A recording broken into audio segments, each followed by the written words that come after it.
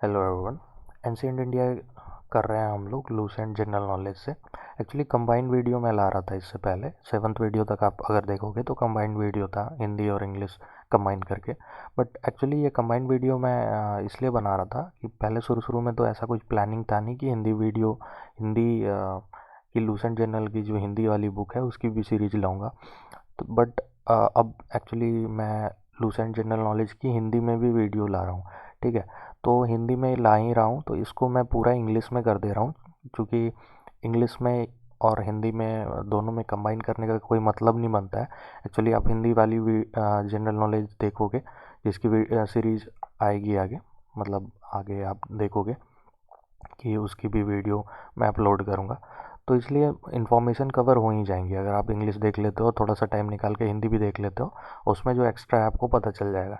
ठीक है, तो ये थोड़ा सा टाइम बचाएगा। टाइम इसलिए मैं बचा रहा हूँ एक्चुअली, कंबाइन करने के टाइम ना इसको हिंदी इंग्लिश मर्ज करने में भी थोड़ा टाइम चला जाता है। तो इस कारण से क्या होता है कि थोड़ा एक्स्ट्रा टाइम जाता है। और वो टाइम अगर मैं इसको सिर्फ इंग्लिश कर दूँ और बाकी हिंदी की सीरीज तो चली रही है, तो क्या होगा कि टाइम बचेगा और उसमें कुछ मैं नया कर सकता हूँ। मैं सोच रहा था एक नया सब्जेक्ट स्टार्ट कर दूँ। अभी हिंदी और सॉरी अभी हिस्ट्री और ज्योग्राफी करा रहा हूँ। मैं सोच रहा हूँ एक और सब्जेक्ट ऐड कर दूँ, साइंस। ठीक है, तो ये हिस्ट्री ज्योग्राफी और साइंस लेकर के चलेंगे ताकि जल्दी जल्दी कर पाए और चीज़ों को कवर कर ले। ठीक है, और लूज एंड जल्दी से जल्दी हो सके इसको मतलब ख़त्म करने की कोशिश करेंगे। और इसी कारण से मैं इसको चेंज कर रहा हूँ। आज से ये फुल्ली इंग्लिश में होगा, मतलब इंग्लिश लूसेंट जनरल नॉलेज से होगा। और हिंदी जनरल नॉलेज की जो बुक है लूसेंट की, उसकी सीरीज आपको इसी चैनल पे मिल जाएगा। आप जा करके उसको भी देख सकते हो। ठीक है, अगर टाइम मिले तो आप देख सकते हो, ताकि एक्स्ट्रा जो उसमें है वो कवर हो जाएगा। और हिंदी वाले भी आकर के इस पर मतलब देख सकते हैं। तो दोनों लूसेंट से करवा रहा हूँ तो नॉलेज उतना ही गेन करेंगे हम लोग। बट एक्चुअली मैं टाइम बचा रहा हूँ ताकि तीसरा सब्जेक्ट मैं ऐड कर पाऊँ। ऐसा होता है कि मतलब एक ही कंटेंट आप हिंदी में भी बता रहे हो, फिर मर्ज करके इसमें इंग्लिश में भी बता रहे हो, तो इससे थोड़ा ज़्यादा टाइम चला जाता है। तो उस टाइम को सेव करने के लिए मैं सोच रहा हूँ ऐसा करूँ। और इससे क्या होगा कि एक नया सब्जेक्ट भी कंटिन्यू रहेगा, मैं कंटिन्यू कर पाऊँगा। ठीक है, तो यही पर्पज़ था, इसलिए मैं सोचा कि इसको सिर्फ इंग्लिश में कर दूँ। ये इंग्लिश की जनरल नॉलेज की बुक है और न्यू एडिशन से है। तो आज से हम लोग इंग्लिश वाली लूसेंट की सीरीज देखेंगे। ठीक है, और हिंदी वाली भी इसी चैनल पे आपको मिल जाएगा, प्लेलिस्ट में आप जा कर के देखोगे। तो मैं बारी बारी ऐसे कंप्लीट कर दूंगा। अभी तो एक दो वीडियो ही डलाई है, तो हम धीरे धीरे कंप्लीट कर लेंगे। ठीक है, बाकी छोटे का कुछ भी नहीं है। अब ऐसा कुछ नहीं सोचना कि हाँ कंबाइन था तो कुछ एक्स्ट्रा हो रहा था। एक्स्ट्रा वो प्लानिंग पहले कुछ और था कि कंबाइन करके करेंगे। और हिंदी अब चूंकि अलग से आ रहा है तो मतलब नहीं बनता है, इसलिए। चलिए बाकी आप समझ ही गए हो गए आई थिंक। चलिए आगे बढ़ते हैं। तो हम लोग देख रहे थे लिटरेरी सोर्स। ठीक है, एक्चुअली अगर हिस्टोरिकल सोर्स की बात करें, सोर्सेज की बात करें, तो लिटरेरी सोर्स और आर्कियोलॉजिकल सोर्स में इसको डिवाइड करते हैं। जिसमें लिटरेरी सोर्स हम लोग पढ़ रहे थे। लिटरेरी सोर्स में हम लोगों ने देखा था इंडिजीनियस सोर्सेज। ठीक है, इंडिजीनियस सोर्सेज हम लोगों ने कंप्लीट कर लिया था, जिसमें कौन सी टेक्स्ट थी, रिलीजियस टेक्स्ट और सेकुलर टेक्स्ट। ठीक है, तो ये वाली जो आप देख रहे हो इंडिजीनियस सोर्सेज, ये कंप्लीट कर चुका हूँ, ये जा करके आप देख सकते हो।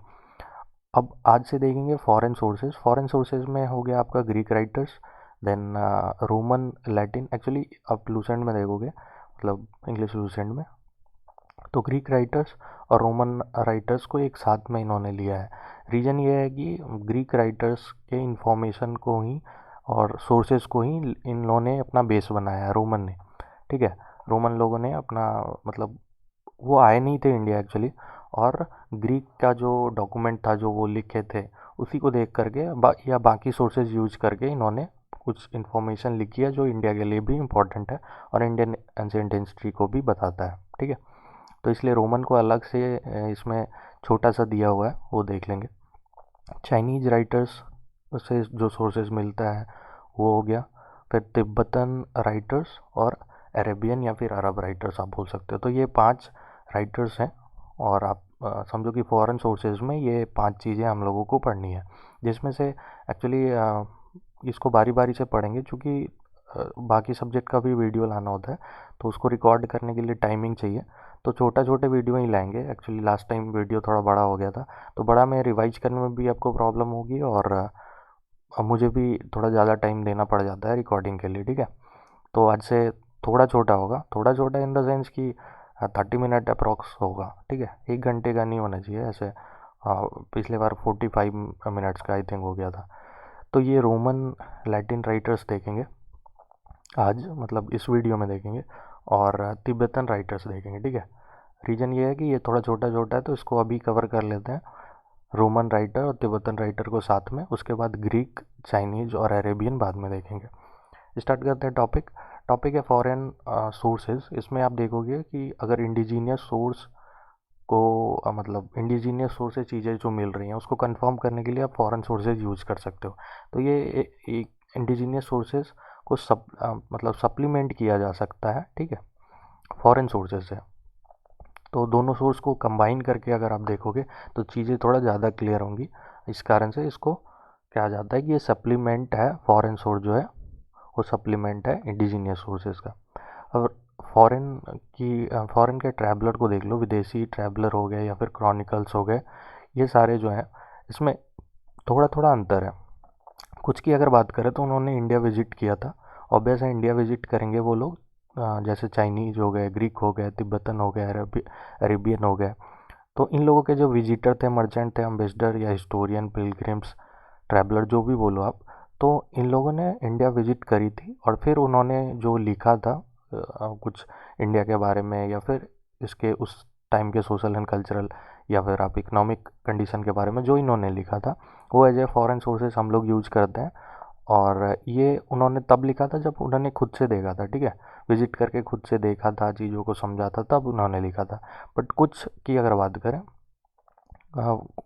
कुछ अदर की बात करें, सम अदर, जो कि कभी इंडिया विजिट तो नहीं किया उन्होंने, बट फिर भी उन्होंने कुछ इन्फॉर्मेशन ऐसे ही लिखी है अपने टेक्स्ट में, अपने बुक में, कि वो थोड़ा इम्पोर्टेंट हो जाता है।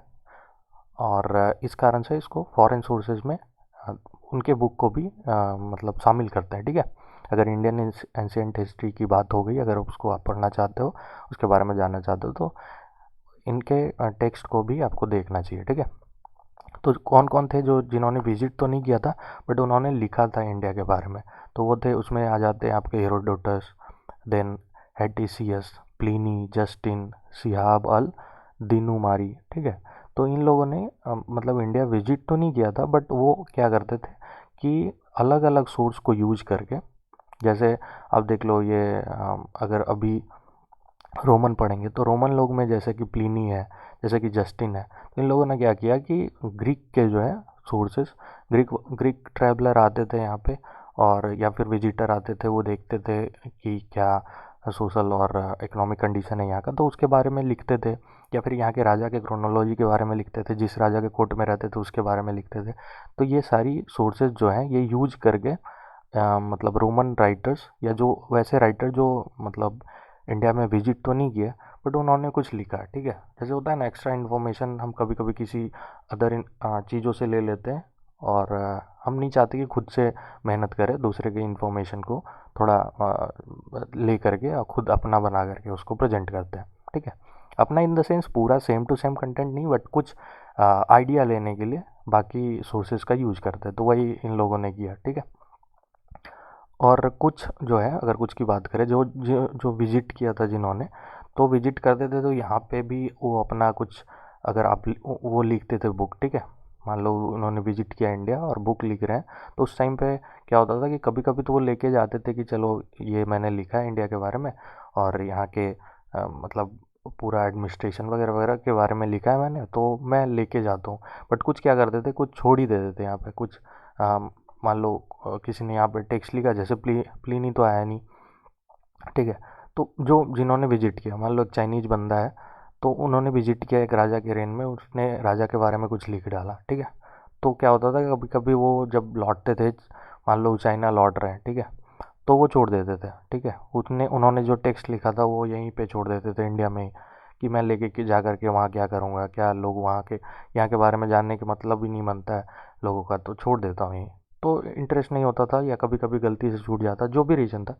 तो जो कुछ ट्रैवलर थे या कुछ विजिटर थे जिन्होंने अपना अकाउंट जो है, अपना डॉक्यूमेंट जो है वो यहीं छोड़ दिया, ठीक है। तो ये सारी चीज़ें हैं। बाकी आप अगर फॉरेन सोर्सेज की बात करो या फिर जो भी विजिटर रहे हैं, जो भी जिन्होंने टेक्स्ट लिखा या जिन्होंने अपना कुछ बायोग्राफी या कुछ भी लिखा, ठीक है, तो उसमें आपको वैल्यूएबल सोर्स मिलेगा जिससे आप एंशियंट इंडियन हिस्ट्री के बारे में जान सकते हो। ये क्या क्या करता है, ये अगर आप इनकी फॉरेन सोर्स की बात करो तो ये काफ़ी मदद करता है इंडियन हिस्ट्री के राइटिंग में। और कोई भी प्रॉब्लम है, मान लो आप राजा के क्रोनोलॉजी में प्रॉब्लम है कि ये राजा पहले आया, इसके बाद ये आया, इसके बाद ये आया, तो क्रोनोलॉजी में प्रॉब्लम है तो आप उसको कंफर्म करने के लिए, जैसे यहाँ के राइटर लिख दिए कि हाँ ए के बाद बी राजा आया, बी के बाद सी राजा आया, तो फिर इसको कंफर्म करने के लिए कि हाँ सही में ए के बाद बी ही राजा आया था क्या, तो इसको कंफर्म के लिए फॉरेन सोर्स को एज अ सप्लीमेंट लेते हैं, ठीक है, ताकि कंफर्म कर पाए कि ए के बाद बी आया था। चूँकि हम लोग जो प्रेजेंट थे नहीं ना हिस्ट्री में, तो उसको समझने के लिए चीज़ें मतलब क्लियर करने के लिए थोड़ा ज़्यादा से ज़्यादा इन्फॉर्मेशन चाहिए, ठीक है, ताकि उसको रीचेक बार बार किया जाए और देखा जाए कि हाँ ये सही है, फिर बताया जाए। ऐसे जनरली होता क्या है कि हिस्ट्री हम लोग जो पढ़ते हैं उसमें गलतियाँ ज़्यादा मतलब होती हैं, ठीक है। रीज़न ये है कि चीज़ें कंफर्म नहीं होती, बट कोई नहीं। ये फॉरेन सोर्स में बता रहा था कि क्रोनोलॉजी के प्रॉब्लम को सॉल्व करने के लिए क्रोनोलॉजी सही है कि नहीं, उसको समझने के लिए ये काफ़ी हेल्पफुल है। फिर ये यूजफुल ऐप का building of the framework of Indian chronology से ही वही बात बता रहा है कि इंडियन क्रोनोलॉजी जो है, ठीक है, इस डायनेस्टी के बाद ये डायनेस्टी आया, इसके बाद ये सब चीज़ें को क्लियर करने के लिए, इसको समझने के लिए भी फॉरेन सोर्सेज काफ़ी इंपॉर्टेंट है। फॉरेन सोर्सेज की बात करें तो 4 कैटेगरी में इसको डिवाइड किया जाता है। जैसे आप देख लो 4 कैटेगरी मैं बता रहा था, लेकिन आज जो पढ़ाऊँगा वो रोमन राइटर्स हैं, ठीक है, रोमन या लैटिन राइटर्स। तो इसमें ग्रीक रोमन को साथ में ले लिया गया है और बाकी चाइनीज़, तिब्बत और अरेबियन को मिला करके 4 पार्ट में डिवाइड किया गया है फॉरेन सोर्सेज को। बट रोमन आज अलग से देख लेंगे। बाकी ग्रीक, चाइनीज़ और अरेबियन या फिर अरब्स के जो राइटर हैं उनके बारे में आगे की वीडियोज़ में देखेंगे, ठीक है। तो देख लेते हैं, रोमन या फिर लैटिन राइटर से स्टार्ट करते हैं। ये आपके मतलब स्क्रीन पे जो फोटो दिख रहा है ये किनका है, ये है प्लिनी का, ठीक है। प्लिनी 23 से 99 एडी तक इनका जीवन काल रहा है। और ये प्लिनी के बारे में देख लेते हैं, ये कौन थे, एक रोमन हिस्टोरियन थे। और इनके टाइम पे ही कनिष्का थे, मतलब कनिष्का के टाइम पे ये थे, कंटेम्प्रेरी थे, ठीक है। जिस टाइम पे कनिष्का रूल कर रहे थे, कुषाण एज कुषाण रूलर थे कनिष्का, तो उस टाइम पे प्लिनी भी थे प्रेजेंट, ठीक है। इन्होंने एक इंसाइक्लोपीडिक टेक्स्ट लिखा, उसका नाम क्या था, नेचुरलिया हिस्टोरिका। अगर इंग्लिश में बोला जाए तो उसका क्या मतलब है, नेचुरल हिस्ट्री, ठीक है। तो इंसाइक्लोपीडिक टेक्स्ट का क्या मतलब होगा, मतलब उन्होंने पूरा इन्फॉर्मेशन होता है ना, टोटल इन्फॉर्मेशन इसमें लिखने की कोशिश करी। और इंसाइक्लोपीडिया में होता है कि ज़्यादा से ज़्यादा इन्फॉर्मेशन आपने कोई भी किसी भी मुद्दे पर लिखा आपने इंसाइक्लोपीडिक टेक्स्ट, उसका ये मतलब होगा कि उस मुद्दे के बारे में आपने लगभग सारी चीज़ें लिख डाली, ठीक है। तो इन्होंने लिखा था प्लेनी नेचुरल हिस्ट्री के बारे में, उनके अपने बुक में नेचुरलिया हिस्टोरिका। तो वो भी काफ़ी इम्पोर्टेंट है इंडियन एंशिएंट हिस्ट्री के बारे में जानने के लिए। ये जो है प्लिनी मतलब डिस्क्राइब करते हैं या डिस्क्रिप्शन देते हैं अब इंडिया का, जो कि ग्रीक राइटर्स या फिर अदर वेस्टर्न मर्चेंट्स, ऐसे मैंने बताया था कि प्लिनी तो इंडिया कभी विजिट किया नहीं इन्होंने, तो ये लिखेंगे कैसे इंडिया के बारे में। तो वो क्या करते थे, अदर सोर्सेज यूज करते थे, जैसे ग्रीक लोग जो यहाँ इंडिया आए थे उनका सोर्सेज यूज कर लिया। फिर अदर मर्चेंट्स जो इंडिया आए थे उनसे जाकर पूछ लिया कि भाई आप इंडिया गए थे तो आप थोड़ा ये बताना कि ऐसे ऐसे मुझे लिखना है थोड़ा उनके बारे में। तो ये इन्फॉर्मेशन गैदर करके इन्होंने लिख डाली बुक नेचुरलिया हिस्टोरिका, जिसमें इंडिया के एंशिएंट हिस्ट्री के बारे में भी आपको कुछ इन्फॉर्मेशन मिलेगा, ठीक है। फिर इनके टेक्स्ट के बारे में बात करें तो ये डिस्क्राइब करते हैं एनिमल के बारे में, प्लांट, फिर मिनरल ऑफ इंडिया, ठीक है। नेचुरल हिस्ट्री है तो नेचर के बारे में ज़्यादा ये बता रहे होंगे, तो उसमें एनिमल जो है, एनिमल के बारे में लिख रहे होंगे, तो इंडिया में जो एनिमल का उस समय जो भी था स्टेटस उसके बारे में लिखा। फिर प्लांट के बारे में, मिनरल कौन कौन सी अवेलेबल थी इंडिया में उसके बारे में लिखा।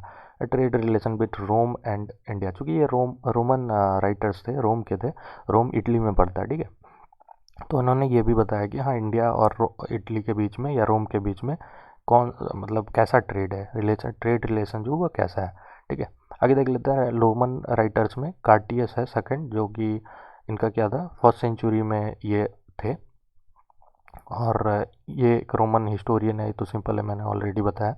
ये किसके कंटेम्प्रेरी थे, ये रोमन एम्पायर कैलोडियस के टाइम पे थे। ठीक है, रोमन एम्पायर की अगर बात करें तो उस टाइम पे क्लाउडियस जो थे, क्लाउडियस के टाइम पे ये कार्टियस भी थे। ठीक है, क्लाउडियस वही बंदा है जो मतलब जिन्होंने वो क्या कहते हैं, वैलेंटाइन जो संत थे या क्या बोलोगे आप, फादर थे, उनको इन्होंने क्या करवा दिया था, मतलब एसेसिनेट करवा दिया था, मरवा दिया था। ठीक है, जैसे वैलेंटाइन हम लोग मनाते हैं ना, वैलेंटाइन डे, तो क्लाउडियस के ही एरा में ये जो स्टोरी है वैलेंटाइन का जो भी हम लोग फॉलो कर रहे हैं, ये क्लाउडियस के टाइम पे हुआ था। ठीक है, वैलेंटाइन संत को। ये चीज़ें मतलब एक्स्ट्रा हो गई। चलिए आगे बढ़ते हैं। कार्टियस जो है, कार्टियस के बारे में देख लेते हैं कि इनका जो बुक है वो काफ़ी इन्फॉर्मेशन देता है अलेक्जेंडर के बारे में। अलेक्जेंडर कौन, अलेक्जेंडर द ग्रेट। ठीक है, तो ये सारी इन्फॉर्मेशन होगी कार्टियस के बारे में, रोमन राइटर हैं ये। फिर आगे टोलमी के बारे में देख लेते हैं। टोलमी सेकेंड सेंचुरी में थे, और इन्होंने ये जियोग्राफर भी हैं, हिस्टोरियन भी है। ठीक है, और इन्होंने इनके जो पॉपुलर टेक्स्ट है, इन्होंने लिखी थी एक पॉपुलर टेक्स्ट जिसका नाम क्या है, ज्योग्राफी। ज्योग्राफी में आपको इन्फॉर्मेशन मिल जाएगा एंशियंट ज्योग्राफी के बारे में, मतलब ज्योग्राफी कैसा था एंशियंट इंडिया में। अगर हिस्ट्री की बात कंटिन्यू कर रहे हैं तो ज्योग्राफी कैसा था उस टाइम में, टोपोग्राफी वगैरह कैसी थी। ठीक है, तो इनके बारे में इन्होंने ज्योग्राफी में लिखी है। और trade between the India and Rome, ठीक है, ये भी इन्होंने लिखा। टोलमी जो है वो रोम और इंडिया का ट्रेड रिलेशन कैसा था, क्या क्या ट्रेड करते आते हम लोग, क्या एक्सपोर्ट करते थे, क्या इंपोर्ट करते थे, ये सारी चीज़ें भी इन्होंने अपने बुक ज्योग्राफी में लिख डाली। ठीक है, आगे बढ़ते हैं। आगे जस्टिन, जस्टिन भी सेकेंड सेंचुरी में थे, और रोमन हिस्टोरियन थे ये। इन्होंने लिखा था एक टेक्स्ट जिसका नाम था इपिटोम। इपिटोम का क्या मतलब होता है, समरी ऑफ रिटर्न वर्क। ठीक है, तो रिटर्न ऑलरेडी चीज़ें जो लिखी हुई थी उनकी समरी इन्होंने निकाली और प्रेजेंट करा, तो उसको इपिटोम बोलते हैं। ठीक है, ऑब्वियस है ये, मतलब ये लोग विजिट करते नहीं थे, बाकी सोर्स यूज करते थे, तो उसका कभी कभी मतलब उस सोर्स को सब समराइज करके अपना व्यू डाल करके एक नया चीज़ निकालते थे, तो इस टाइप का था। ठीक है, जस्टिन के बारे में देख लेते हैं। इनका जो टेक्स्ट है वो ग्रीक अकाउंट पे बेस्ड होता था।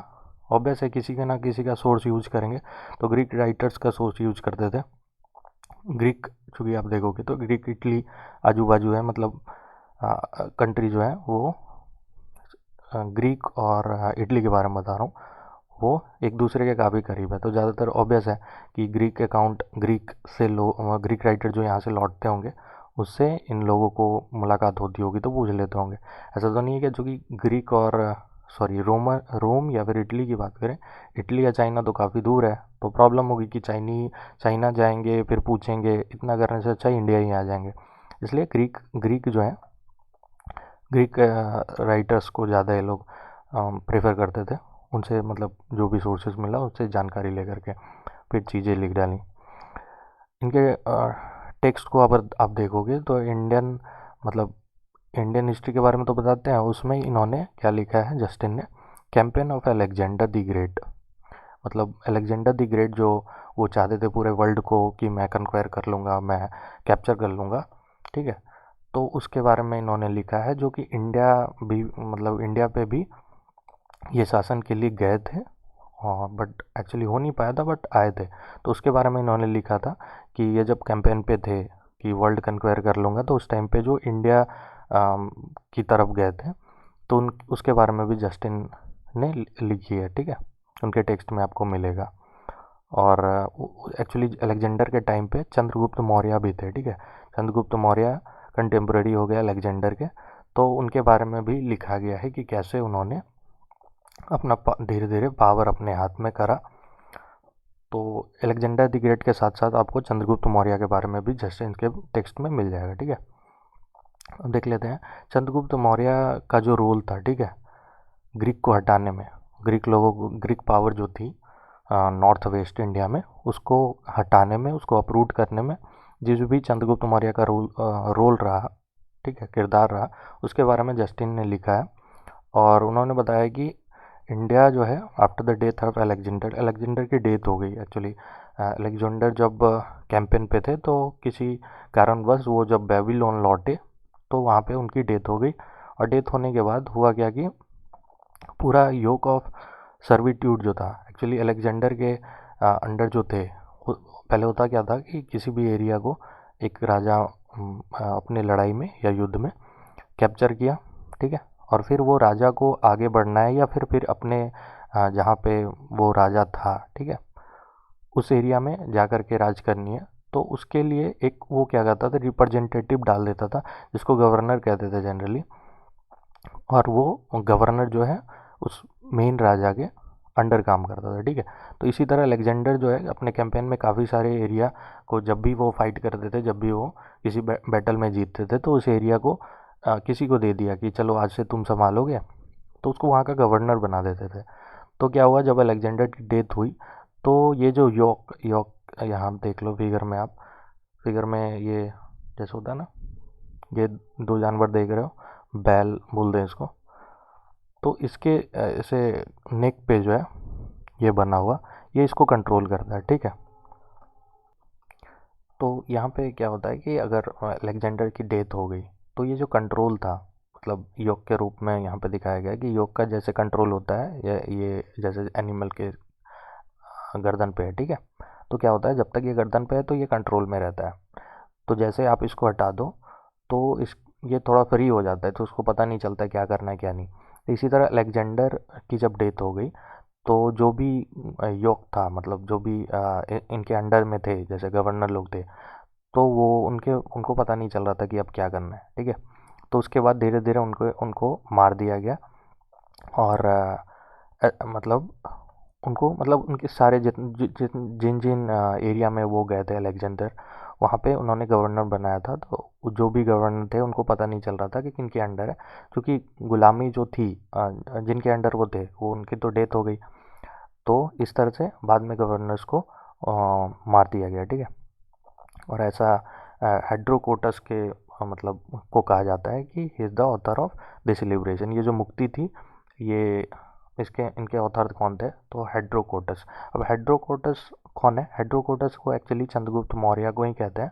चंद्रगुप्त मौर्य जो है उनको मतलब रोमन के द्वारा या फिर ग्रीक के द्वारा आई थिंक क्या कहा जाता था, सेंड्रोकोटस, ठीक है। तो उन लोग जो है वो लोग जो है चंद्रगुप्त को सेंड्रोकोटस के नाम से जानते थे, ठीक है। आगे बढ़ते हैं, तिब्बत के राइटर देख लेते हैं। यहाँ तक तो था रोमन राइटर या लैटिन राइटर, उसको उनको बोल सकते हैं, तो वो हम लोगों ने देख लिया।